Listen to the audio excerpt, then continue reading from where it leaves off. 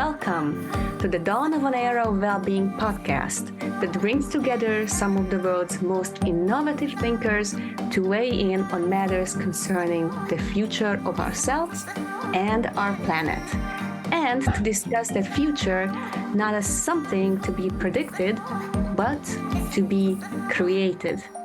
In each episode, your hosts, Erwin Laszlo and Frederick Zhao, with me, Nora Cser, as the moderator, will converse with guests from numerous disciplines to help us navigate a new worldview which derives its wisdom from a synthesis of ancient and modern, East and West, science and spirituality. From these seemingly divergent perspectives, we will demonstrate how we can create a new narrative and usher in the dawn of a better era.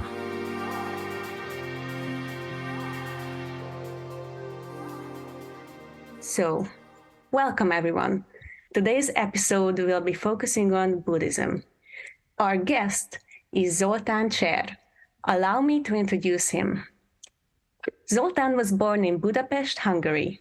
He started to practice in the Buddhist Chan community at the age of 16 and become a monk in 1992.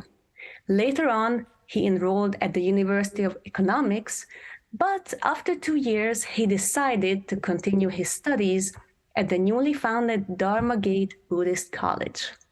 In 2004, he returned to the Dharma Gate Buddhist College as a lecturer, teaching Buddhist ethics, meditation techniques, Buddhist liturgy, and breathing methods, as well as to organize and lead Buddhist ceremonies. In 2003, Zoltán began to practice in the international Dzogchen community under the guidance of Chögyal Namkhai Norbu Rinpoche. In 2010, he became a Vajradhana and Yantra yoga instructor in the international Dzogchen community. Zoltán was accepted as a doctoral student at the ELTE University Budapest in partnership with the International Buddhist Studies College in Thailand. His main focus of research is in the various meditation techniques of Buddhism, while he enjoys leading regularly Buddhist retreats, teaching online, and in person. Welcome, Zoltán. And now, please allow me to introduce our hosts, Erwin Laszlo and Fred Zhao. Let me welcome back our esteemed Erwin Laszlo, two-time Nobel Peace Prize nominee, world-renowned philosopher and systems scientist, author or co-author of over 106 books, founder of the Laszlo Institute of New Paradigm Research and the Club of Budapest, and a recipient of multiple honors and awards like the Goyi Peace Prize, the Assisi Mandirov Peace Prize, and the Luxembourg Peace Prize. And Frederick Zhao, business leader, futurist, practitioner of Eastern wisdom and Western science, author, chairman of the Family Business Network Council of Wisdom, and founder of the Octave Institute, which is fusing ancient wisdom and quantum science as a platform for people to achieve a purposeful life mindfully lived at new levels of consciousness and freedom. Welcome, everyone. So to manage this session today, I would like to invite everyone to spend about maybe 10 minutes each to share your individual perspectives on today's topic, Buddhism, and then we can spend the rest of the time on a more interactive basis so you can respond to each other's perspectives. So I suggest we begin with Fred for an overview. So Fred, you have researched deeply into the Tao, Confucius, and Buddhist teachings and practices. I would like to open this conversation with you. Can you share what you see to be the differences and similarities between Buddhism and Taoism, and how these can be integrated in the new era for humanity? Fred? Well, in fact, the Chinese has completed its integration of Confucianism, Buddhism, and Taoism, and formulate its integrated worldview since the Song Dynasty. Of course, Buddhism came from India and has been integrating for over a long time in China. The number of integration in Han Dynasty and Tang Dynasty and Song Dynasty. Actually, before the Buddhism came in, Chinese it does not have a complete worldview as it has today. Buddhism bring in a complete worldview. And what I see as the Confucianism is a practice of life that based on materialism or more like ethics and human relationship, and a morality that is based on a concept of heaven, earth, and men. And this has been, of course, founded on the Taoist tradition of the Tao, the Wuji, and the Taiji, which is what the Buddhists called the emptiness and the form. And so when Buddhism came in, the Tao, which the Buddhism, and the Wuji and all that has a different system, but Buddhism add in deep psychology, and therefore it has completed that worldview from the called the method of the mind, the reality of the mind, and of course there is no reality outside the mind, and so therefore the Buddhism really add on to the whole picture. Ethics and the Taoist is really a working of energy fundamentally, and working from the energetic perspective. The Confucianism works from the material reality aspects, and Buddhism is working from the mind. And this mind, body, spirit type integration has completed the formation of the worldview of China. Of course, and now China is going to revival, and like every dynasty and emperor, the foundation is always Confucianism, the ethical material world, and the morality of managing. And different dynasty use Buddhism or Taoism as its core spirituality. And so we shall see how the revival of the Chinese culture in this particular era will unfold itself. But I would suspect, looking at the traditional backdrop of our leader Xi, Buddhism will play a very important part because his parents are deep practitioner and believer of Buddhism. And so in this era, it's very interesting to see how Chinese culture or Buddhism express itself in China, and which will soon become the biggest economy, certainly the biggest population will express itself in the modern times in the global setting. But in Buddhism, it predicted in 2,500 years later, there will be an era, and that era is the demise of Dharma. But actually, this doesn't mean Dharma per se, because Dharma is really a word for everything goes, whatever works, and we'll orientate ourselves in the right direction. It's just a form.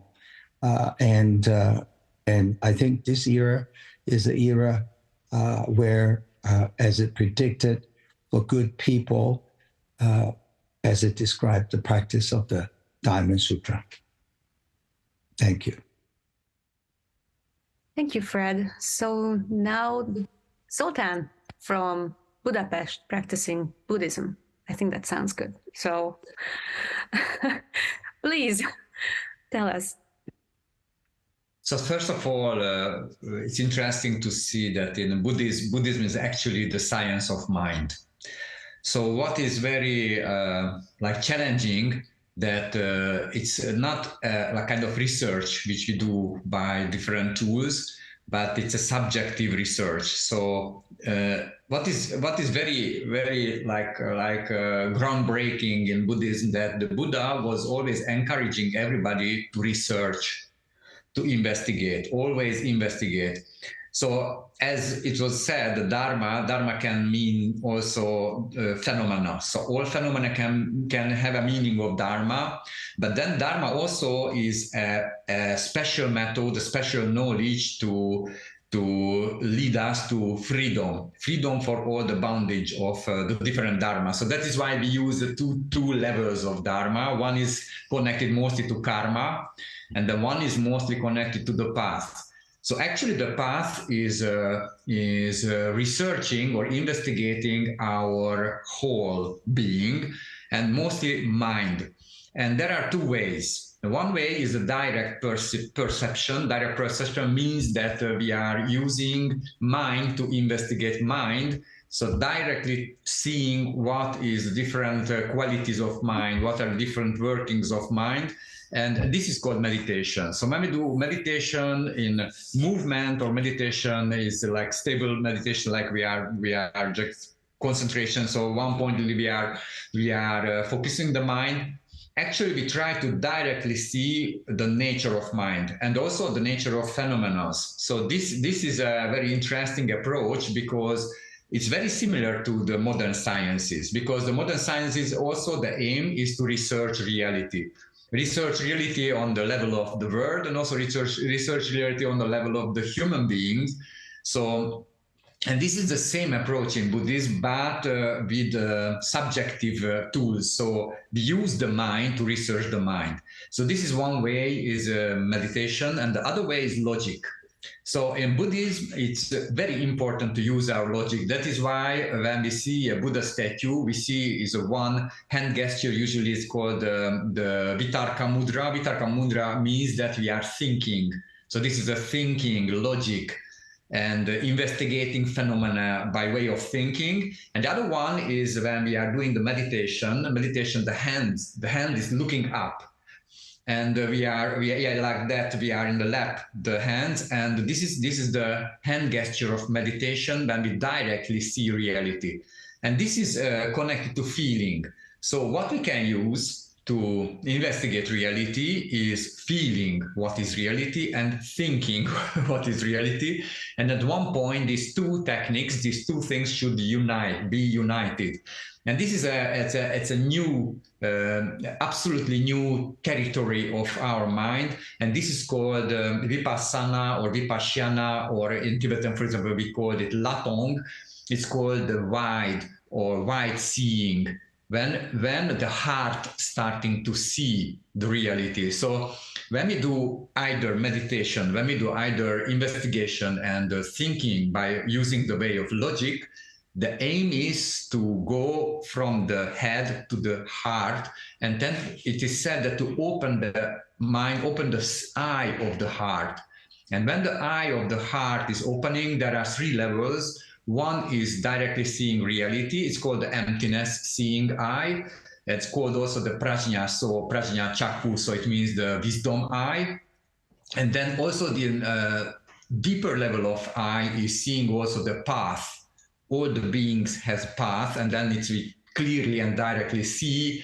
And on this level, feeling and thinking are not separate. That's what is interesting, and that's why it's very, very difficult to imagine how we see from the heart, because here there is not any antagonism, not any like subject-object duality, but this is beyond duality. And then the fifth eye is called, or the third eye in the heart, because we have also a flesh eye. We can see what is the objective reality. There is also one eye is called the Deva Chakku. So the Deva means the like godly eye. This is seeing karma.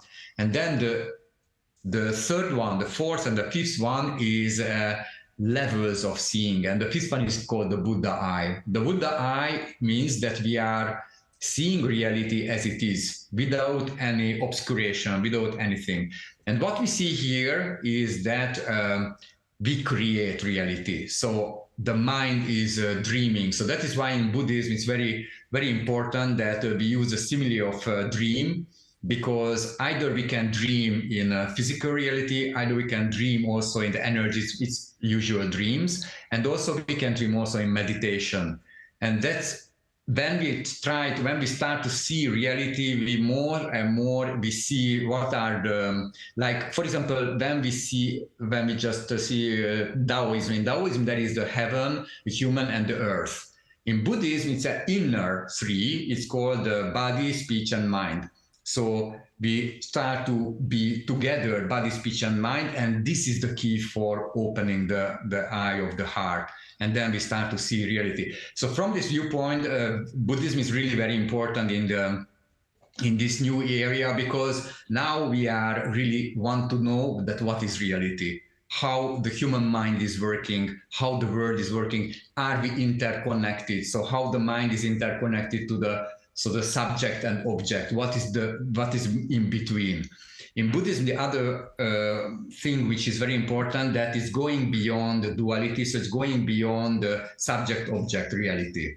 It means that we are trying to see or experience what is between subject and object. And then what is between are interrelations. So it's again in Buddhism a very interesting idea that we actually first we start to think about and investigate and by way of logic, what is object, what is subject, but then we try to go in between. What is in between is called the middle path. So just the last thing about what is enlightenment according to Buddhism. Enlightenment when in the mind, emptiness and a thought, and what is in between. So there is the emptiness when we have no thought that we develop with the meditation, and there is the thoughts and what is in between emptiness and thought, and this is called enlightened state. Thank you very much. Thank you, Zoltán. So you're talking about reality, and actually Irwin has a best-selling book titled What is Reality? So Irwin, your work is mostly about getting these very complex scientific terms into such way that everyone would understand. I mean, that's your breakthrough work that brought a totally new era to both science and spirituality. So how would you use this scientific language to thread the Buddhist practices in both the East and the West? What do you think? Well, the frank answer is I don't know. Okay. We are talking about a very important undertaking here. We are launched on an important undertaking, and that is to look at religions, different religions, as elements of an upshift to a new era. Buddhism is a main element in this. When we talk about Buddhism, I can't talk as a philosopher. I'm not a theoretician of Buddhism. It's wonderful, like Zoltán can combine his theoretic understandings with the practice. Curiously enough, I don't have a theoretic basis for Buddhism. For Buddhism, I'm a practitioner. Maybe surprised to hear. I suppose I'm a Buddhist. What I do is I like to enter into that state of mind, which is called meditation, which is explained in so many wonderful, clear ways that we just heard. For me, it's a source of inspiration. It's a source of the ideas, of the insights, whatever I possess, come to me in moments. It is not for me a formal meditation. It's a period when I allow things to happen. Sometimes it happens while I'm actually speaking, while I'm actually writing. Sometimes when I'm walking. Sometimes I'm nearly asleep, or just come out of sleep, or just go into sleep. At various times. Sometimes these insights come, and if I feel that they are worth preserving for me, And then I try to get hold of it. I try sometimes to situate them, what they mean. The closest to the understanding of this that I've come is to understand that the way you can apprehend reality is not through concepts, it's not through investigations with instruments, it's through the heart, through feeling. In a little while, I will have a keynote talk at a very major conference about the heart, the role of the heart. And I was happy to describe that, and I have just to mention this. The feeling that gets us close to reality does not originate in the brain. It originates in the mind, more exactly in the heart. Information flows not from the brain to the heart, but from the heart to the brain. So we rationalize, we try to understand what we already feel. But feeling is the main instrument. And that's what we need so much more of in today's world. We need to feel this world because this world is unlike the superficial perception of it. It's not a world of conflict, of war, of killing. It's a world of harmony. It's a world of interaction, it's collaboration. It's a world of working together. This is in nature. It is in biosphere, in the sphere of life.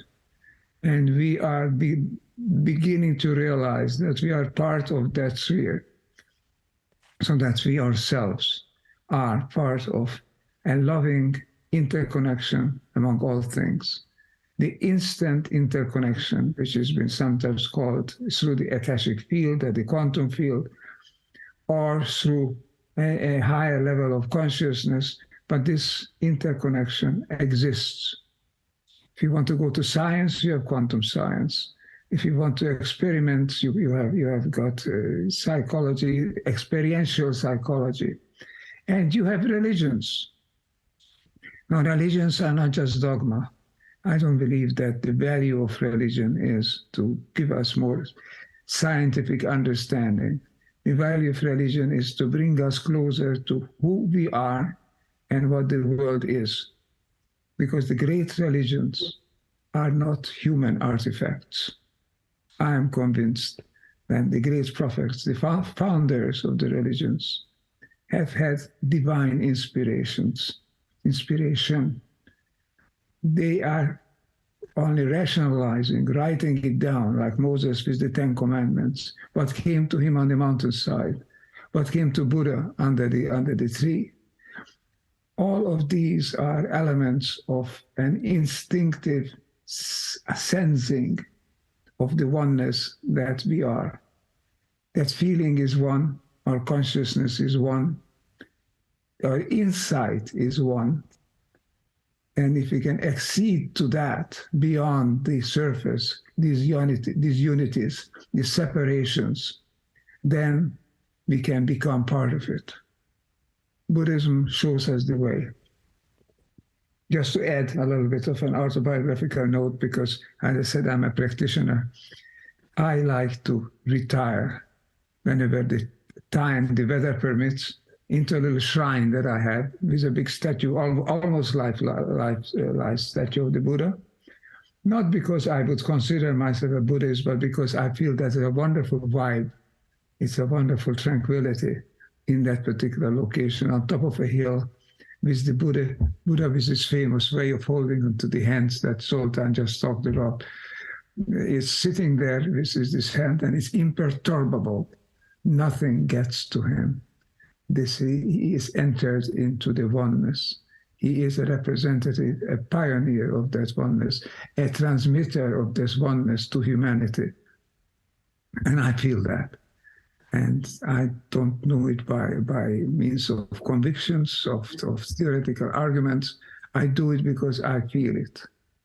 I think that's the main approach today that we need to have. Religions have a very great role in it.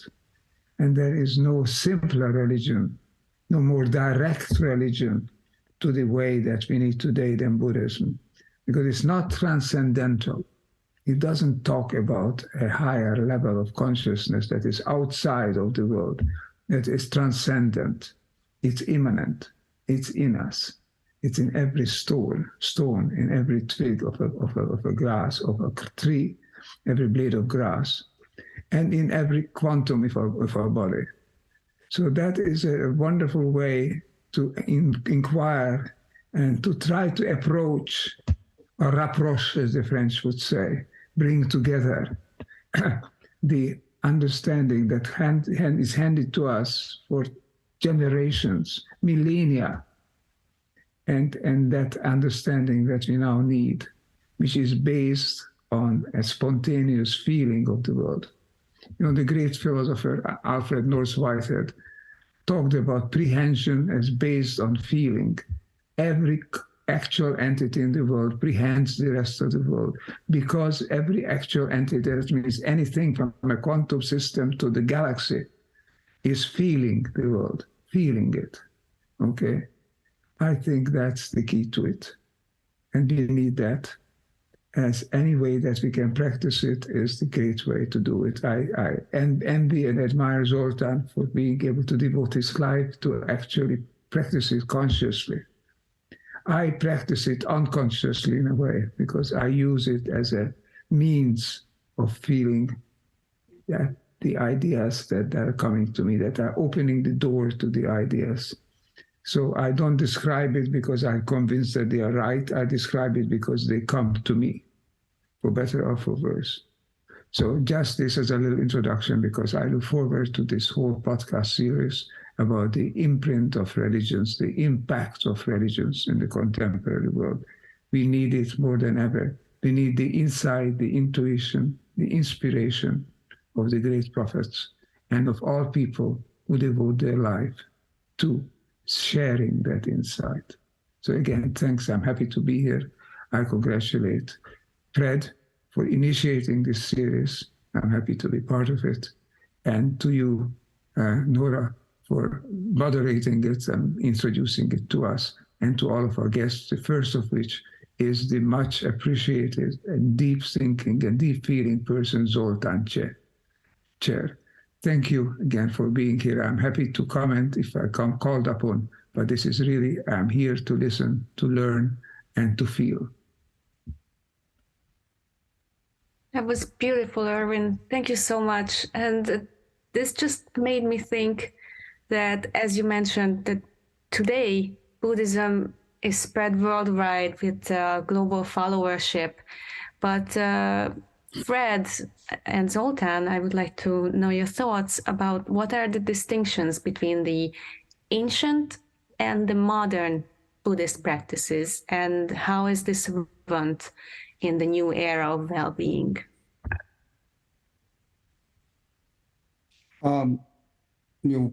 Which one? Who do you want to respond first? Whichever you feel called upon, whichever you want, whoever wants. Okay, let me give it a jab. Yes, please. As I said earlier, Buddhism is deep psychology, the mind, the science of the mind. And we all now have better technology too, like better neuropsychology, that we need to understand how the mind grounds itself into neurology, how consciousness may be in the future measured, how human potential can be developed with technology interventions, and of course, psychology, neuropsychology, quantum science, the logic. The logic here is not the conventional logic of the materialism, the logic of utilitarianism, the logic of human-centric logic that we started in the age of enlightenment. It is a different logic. It's a different logic when you see a different world. When you have the physical eye, you have one logic. When you can see karma, the heavenly eye, you have another logic. Wisdom eye, another level of consciousness, another logic. And then you got a Buddha eye, that's a different logic, cannot even know what that logic may even seem to be. So a different level of consciousness you use different kind of logic. But then there will be an overall logic that is flowing through the understanding of the mind and that people's level of consciousness and the communication between level of consciousness and the reality in each of the mind. There'll be much more study of how the mind relates with energy, how the mind related with physicality, how the mind related with thoughts and emotions, and how they dance together, and how it integrated land, and how every gate of entrance, whether through physical practice for energetic practice, might participate in the development of the mind in the level of consciousness. So in modern time, the real science of consciousness is going to move from the entirety level, and the level of practice will move to another level of practice, which is much more efficient, faster to the process of awakening. Thank you. Zoltán? Thank you. So one thing is universal, that in Buddhism we are starting from the earth and we are going to heaven. So this is a different approach than other religions when they are starting from the creator and then coming down. So from the one, they are logically, they are coming down to the many, from one to many. But in Buddhism, we are doing the opposite. So we are going from many to the one. It means that we are going to thoughts. Thoughts are many. Emotions are not so many. So we are going to thoughts, from thoughts to feeling, and from feeling to oneness. So that's a very, very key of Buddhist practices, also the way of philosophy and also the way of meditation.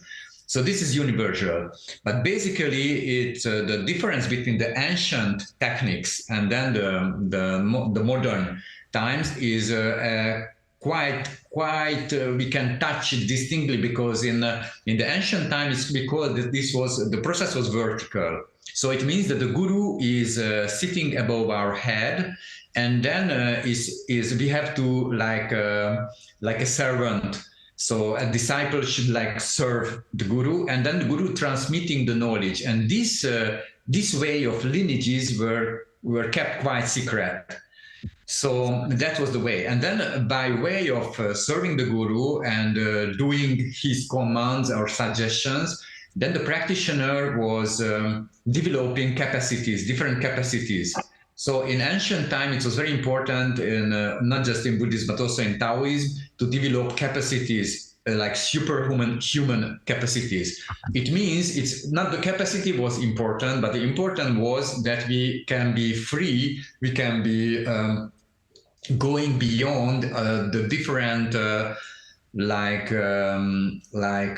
limitations of breathing, limitation of pain, limitation cold, and limitation of eating, limitation of sleeping.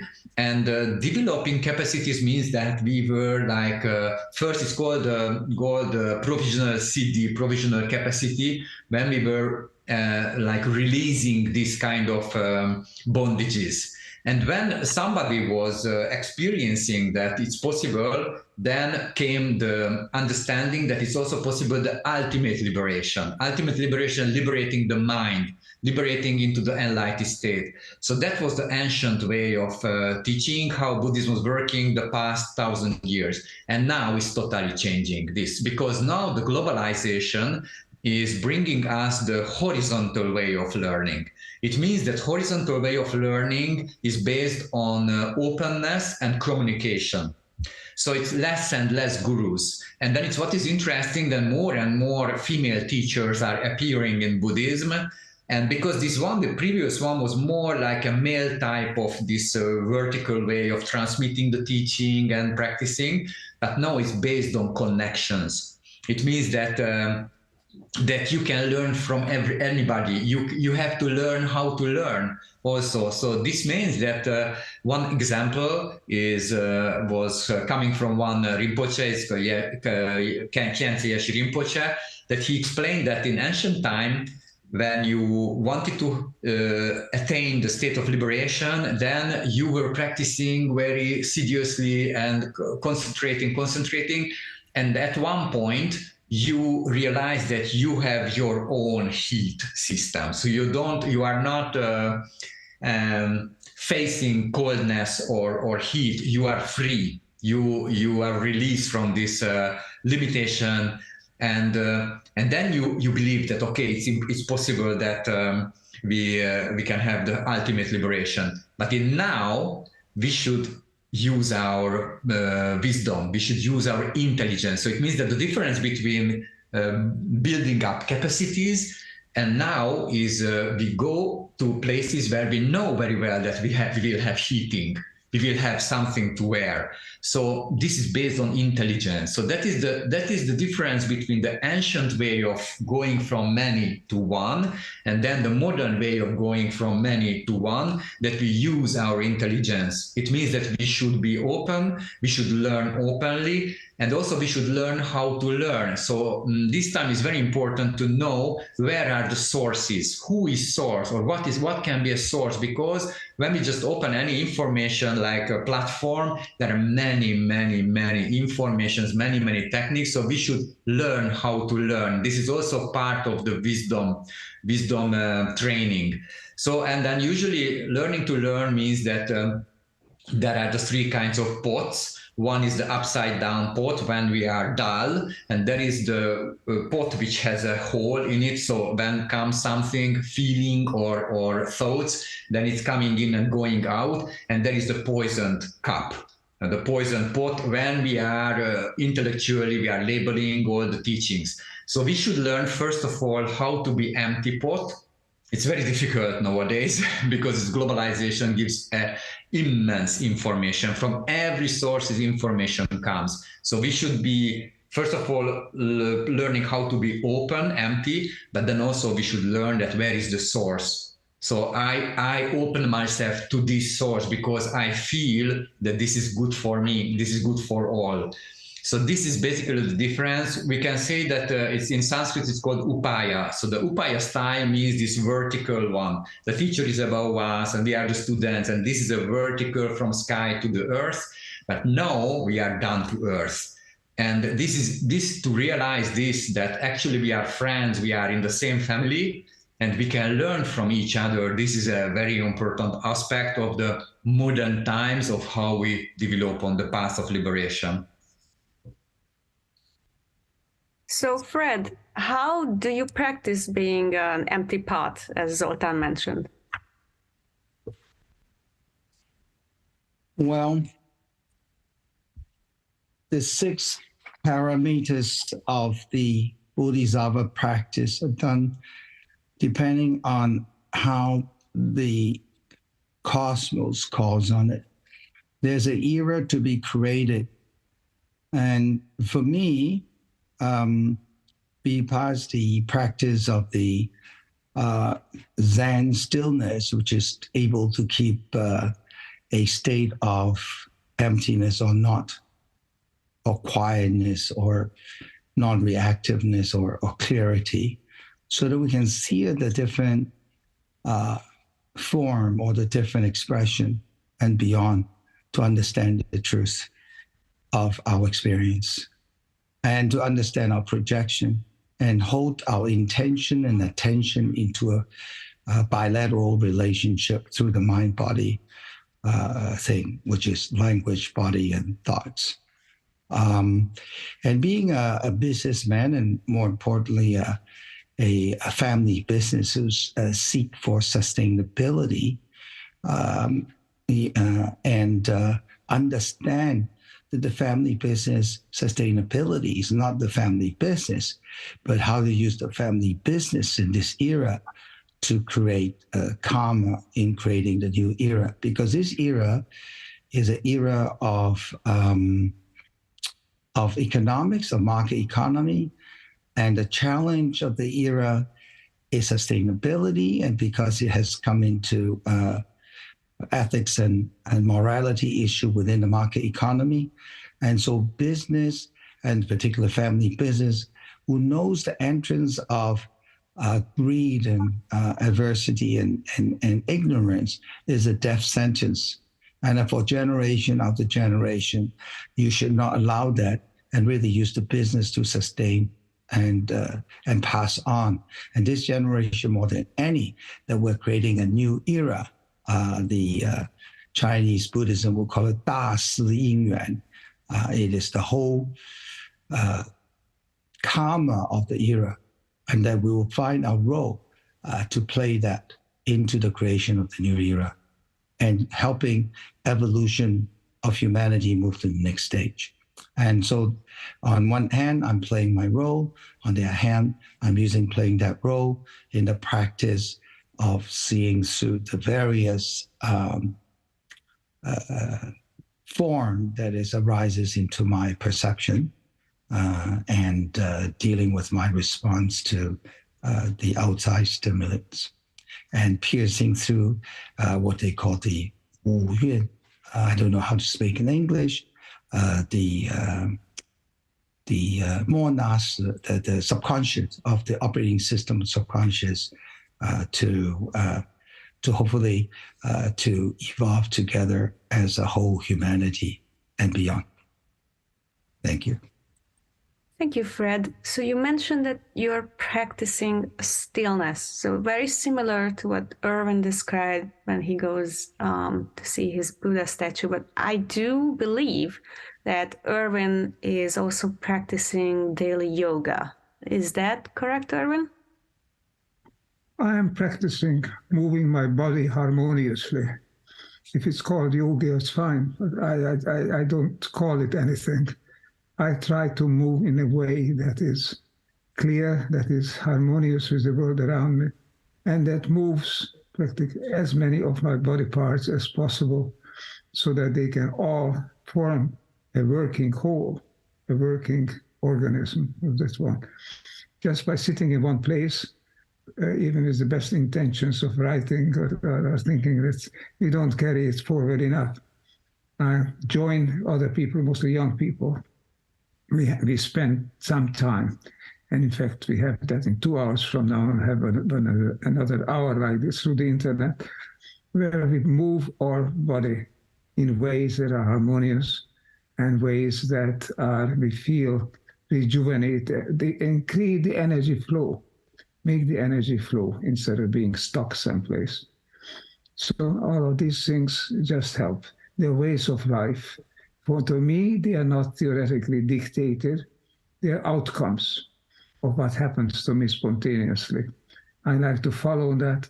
I've been doing well with that outcome, and I try to follow it. I have not regretted ever following my intuitions.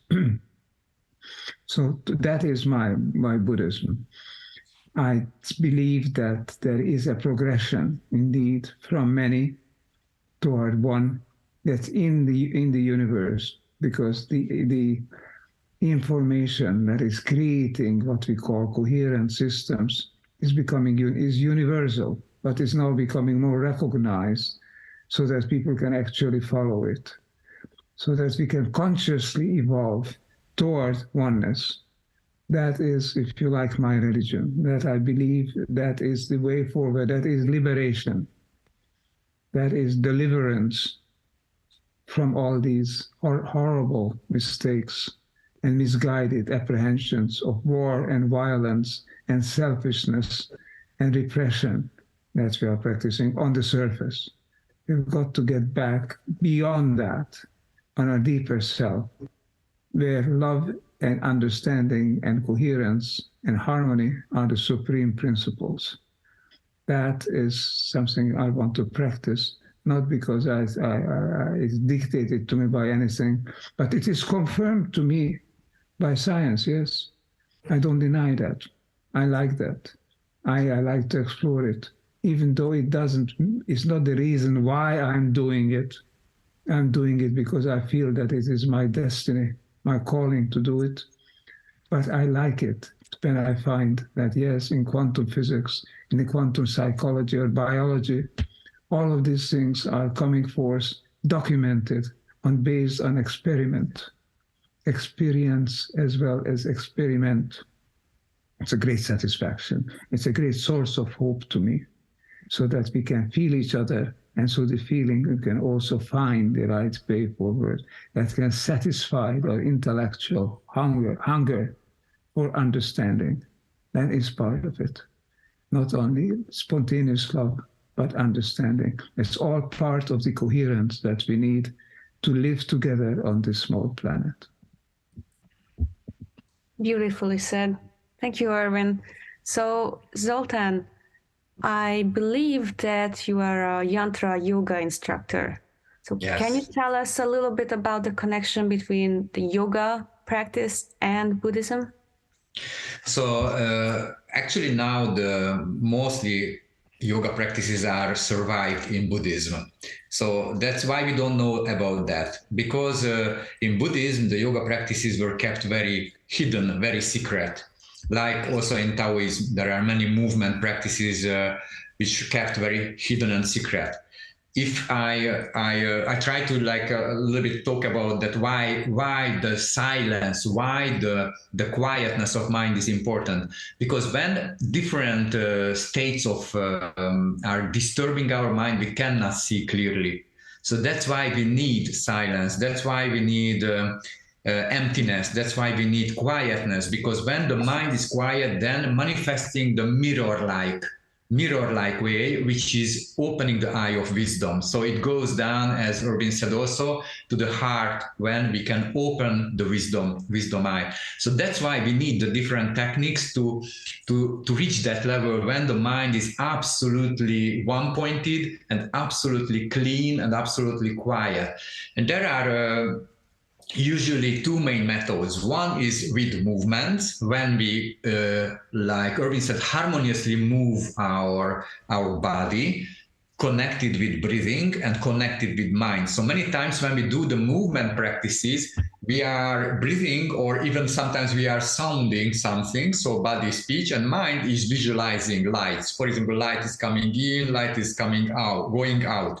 Or the other one is more connected to stillness. So like in Chan practices, we are trying to form the body posture of the Buddha. Why? Because mind and body is interconnected. So when we are in the position, we try to keep the position of the Buddha, also our mind is starting to be in the state of the Buddha. So but actually it's very difficult. It seems very easy. But that's why they use also in the Chan communities and also the Zen communities, they usually do 12 years of yoga to develop the body, to keep the body position of the Buddha. So the body position of the Buddha have 7 points, and all the 7 points are saying that what kind of defilements we are liberating if we keep it. And it takes many times, many practices to develop the correct position. So one is when the body doesn't move, but we are in the position of the Buddha, and also the breathing stops. And this way also the mind starting to have this mirror-like quality when we clearly see the nature of mind, the nature of phenomena. So this is the stopping method, stopping the body, stopping the breathing and stopping the mind. And the other one is moving the body, moving the speech and moving the mind. So for example, from this viewpoint, when we do some kind of ritual, actually we do with the hand, this is called mudra, and also we do also the sound, like for example, offering Om Buddha Bodhisattva Argam Padjam Pushpe Dupe Aloke Gande Nevidye Shabda Kuru Kuru. So what we are visualizing, offering, that we do with the hand, and also that we do with the mantra. This way, synchronizing the 3 gates. This is the key of any practice. Why? Because we go to that level of mirror, the mirror mind, when the wisdom eye is opening. And the Yantra Yoga is also a very powerful tool. It consists of 108 movements. Usually the Buddhist yogas are 21, but the more developed yogas are containing 108 movements. And by these movements, we are developing this capacity that at the end we are stopping the body, stopping the breathing, stopping the mind. So that is the aim of also Yantra Yoga was given just in retreats for yogis, but now it's open because Namkhai Norgul Rinpoche decided to open it because he was afraid of that this precious method will be forever lost on this planet. And he was right, because in Tibet they don't practice it.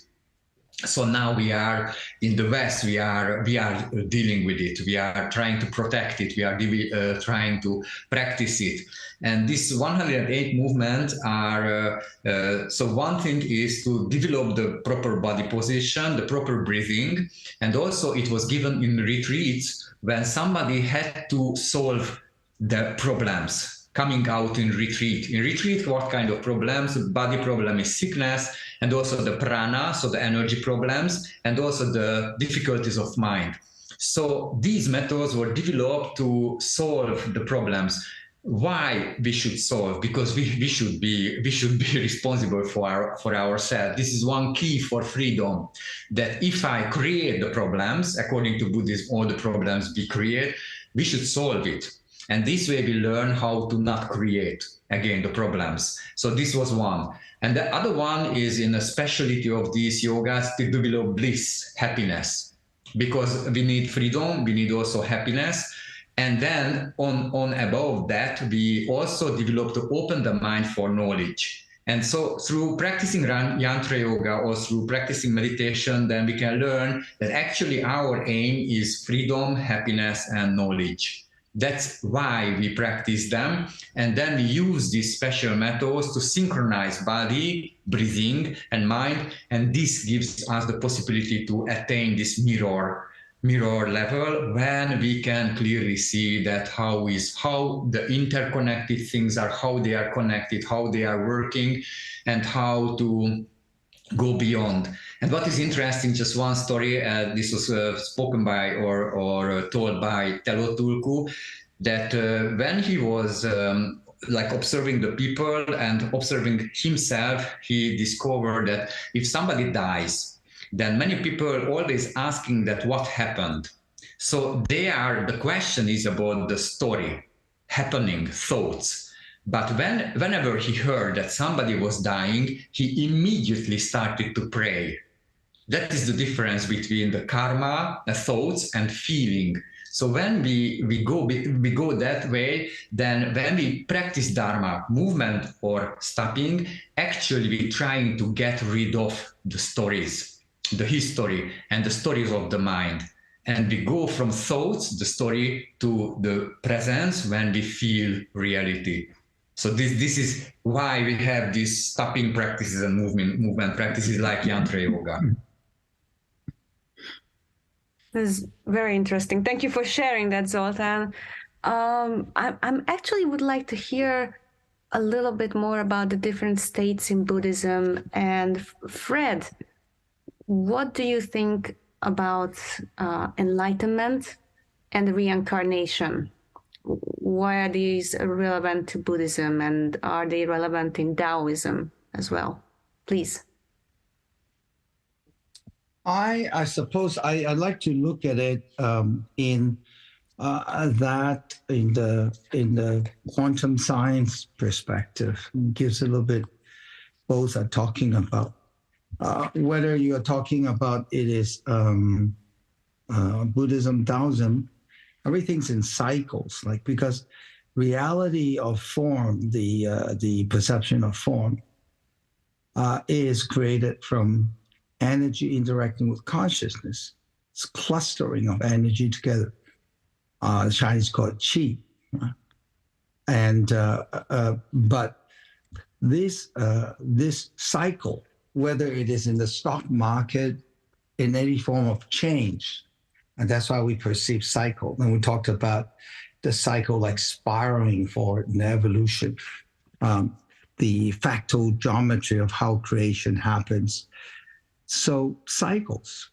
So if our body is a form, and the Taoists and the Buddhists, they're same space there. Everything's in cycle, but they use different languages, different practices. And the whole yin and yang is the rotation of form, which is vibration. I mean, Irvin would know very well, these rules of quantum sciences. And so reincarnation is just recycling the mind or the consciousness into creating new forms and cycles. So everything goes through a cycle. And so, and then it rebuilds itself into a new cycle. So I like to kind of explain like that, whether it's a yin and yang or whether it's called karmic cycles or cause and effect or reincarnations. Many words, but talking about the principles of energetic vibration of reality and reality creation. And of course, Buddhism talk about, how the perception of the form by your sensories get you indulging into a delusional life that is indulgent into the 3 poisons or 5 poisons, and the 8-folded path, the method of correcting your mind and shifting it. So your eyes, you see things differently, and therefore you act and you talk and you live your life differently and you practice differently. And stillness, you practice stillness in meditation, sitting or walking. Actually, is more like experience your inner reality and healing exercise. The real practice is having the stillness as you live your life. It's like almost like you go to do all that practice, so you go to the football match. But the football match is the real thing, if you understand what I'm saying. Yes, no, I like that. It's a nice metaphor. Erwin, what do you think about reincarnation and enlightenment? I think it's a good idea. I like to reincarnate in a higher form, but I don't know. I think these are something that is entrusted to us. We live it, we live, and that is our destiny. What I like to know, and what I like to proceed to, not on this, but in this series of podcasts, is to understand how these deep thoughts that we have been discussing relate to one another, how they are different dogmas, how they could be recognized as being realizations, verbalizations, rationalizations of the same basic insight, not reducing them to that insight, but recognizing that they are representations and manifestations of something which is common to all of them. As long as we have conflict in this world, whether it's conflict of religion, conflicts of politics, conflicts of economics and business, or the conflicts of national ambition for greatness, ambition, and oneness, who is one, etc. As long as we have this conflict, we are not going to solve our problems. But the recognition of our oneness could solve that, could lead us to that insight which changes our behavior. That's the paradigm that is shown by quantum science, by the new biology, by the new psychology, and increasingly now in the new social sciences as well. It's dawning on us.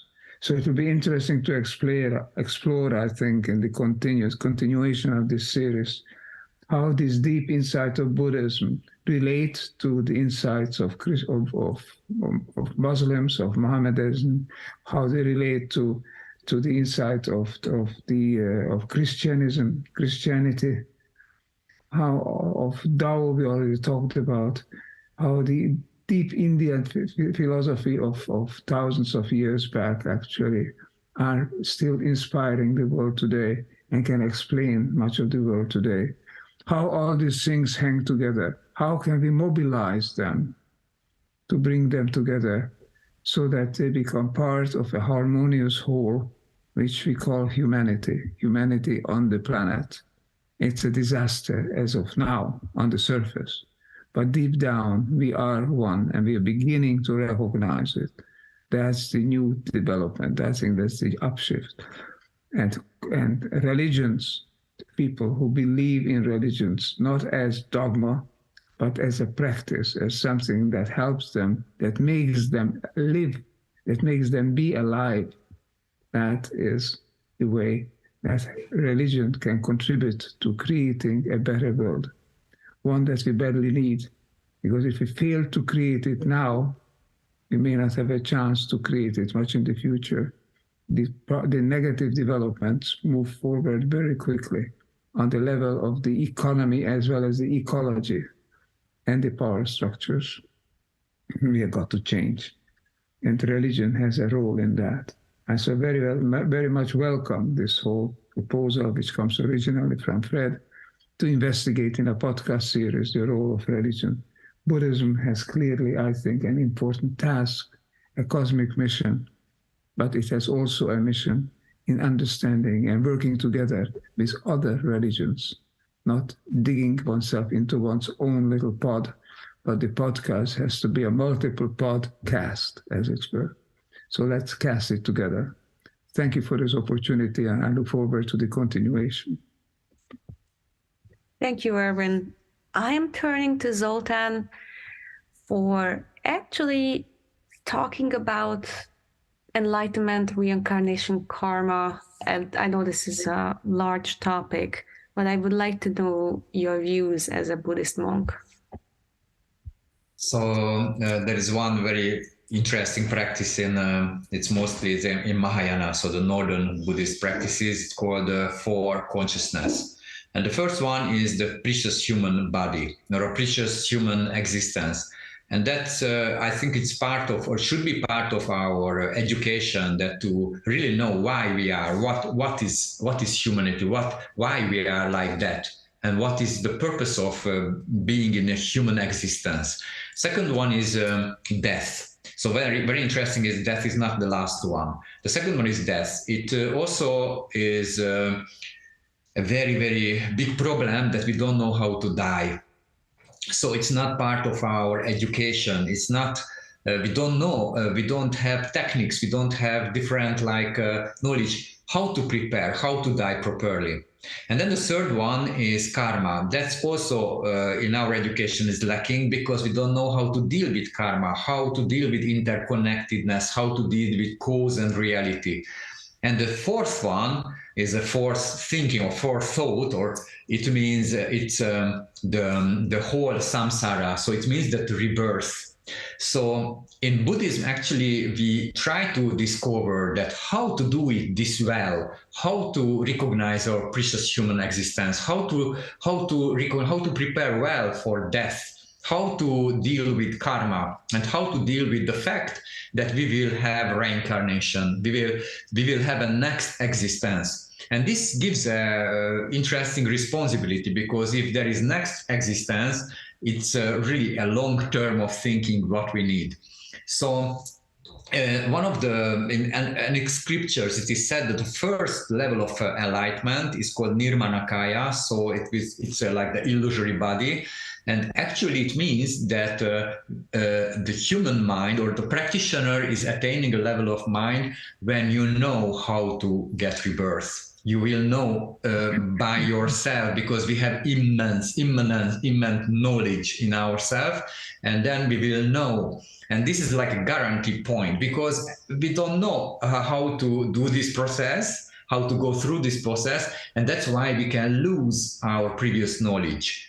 And that's also an important task of the Buddhist practices, to attain that guarantee point when you will know, when you have a next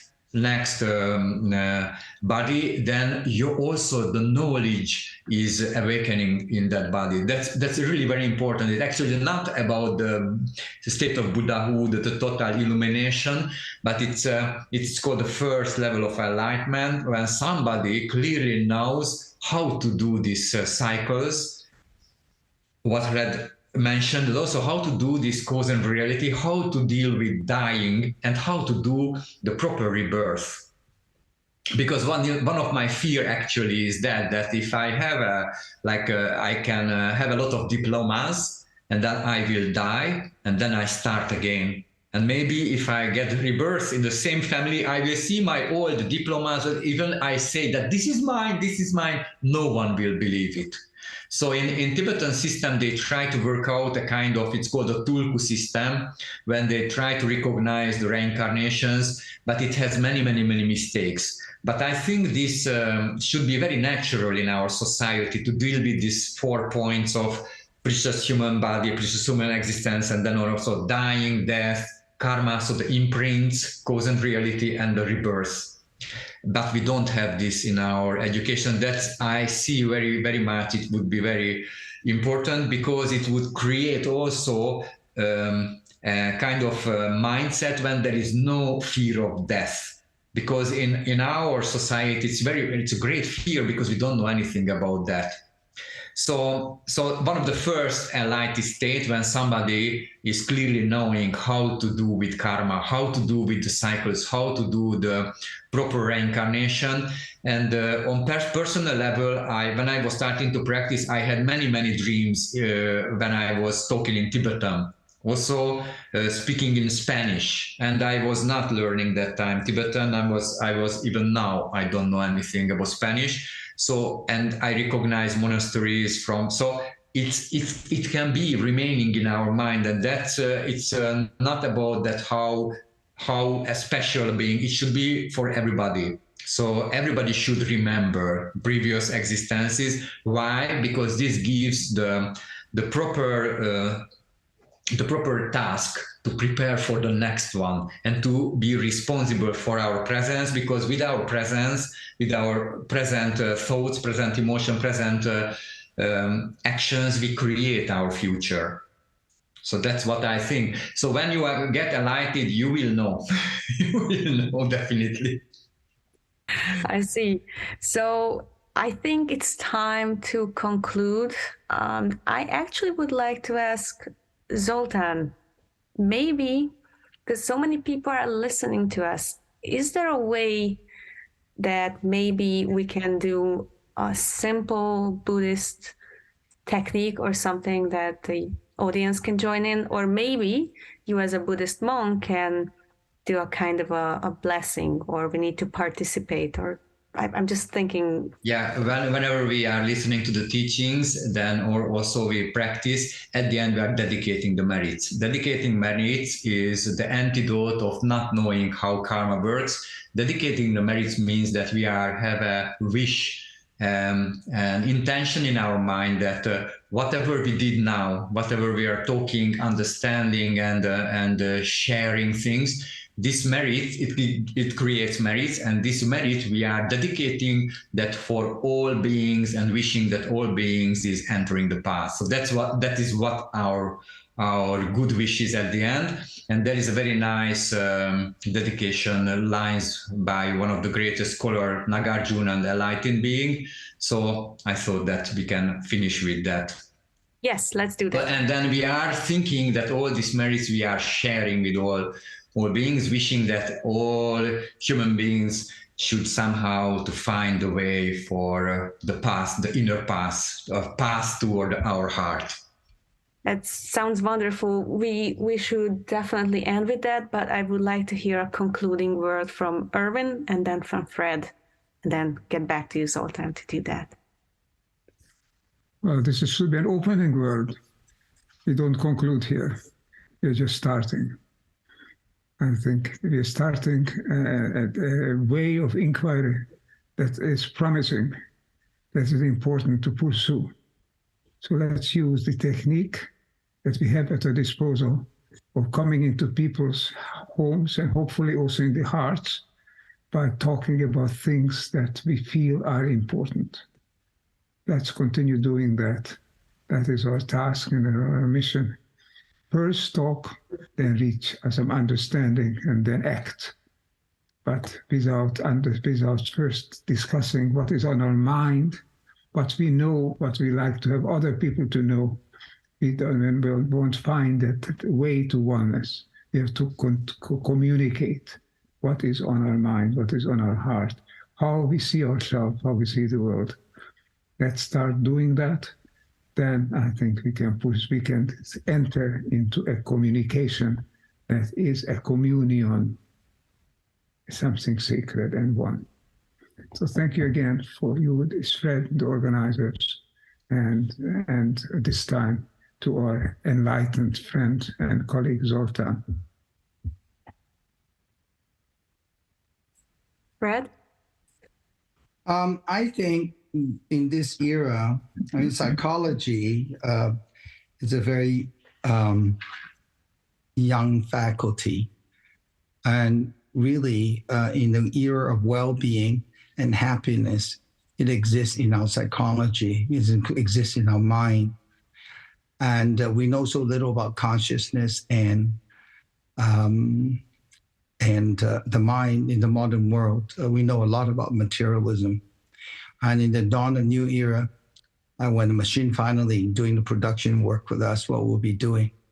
And I think that the wisdom of Buddhism will play a major role in enhancing the development of psychology and education and participation in daily life of humanity.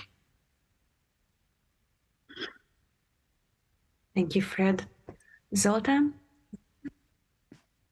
Gevadi chevo kun sunam yeshe zog zog xing sunam yeshe de zung wei tampa kunyi to par shu.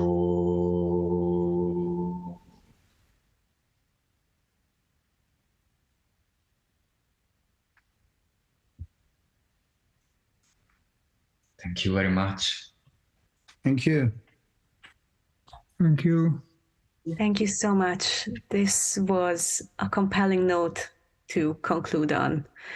With our hosts, Erwin Laszlo and Fred Zhao, and I would like to thank today's very special guest, Zoltán Cser, and our worldwide audience, as well as our wonderful production team led by Kenichi Sugihara, Taisuke, and those many others at the Octave Institute and the Laszlo Institute. Let's thank our wonderful moderator, Nora Chisar. She can't do that for herself, but we can do that. We enjoyed working with you. Thank you so much, Erwin. Thank you for your kind words. I enjoyed this session so much. And just to do our little outro, from whatever nation state or emotional state you might be in, this is the place to tune in.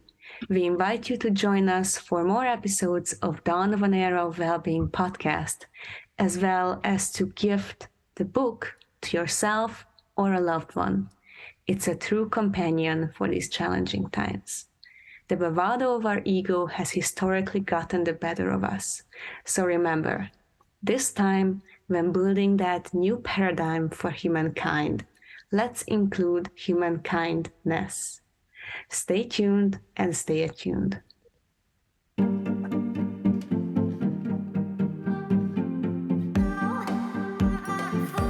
Thank you for listening.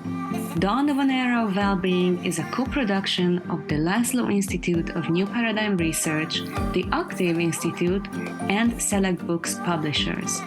Our theme music is Chimera by Biba Dupont.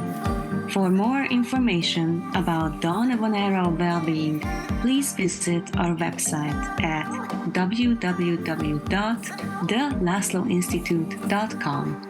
If you enjoy our program, please remember to subscribe to us on your podcast service. And if you are using Apple Podcasts, please give us a rating to help other listeners learn about our show. See you next time.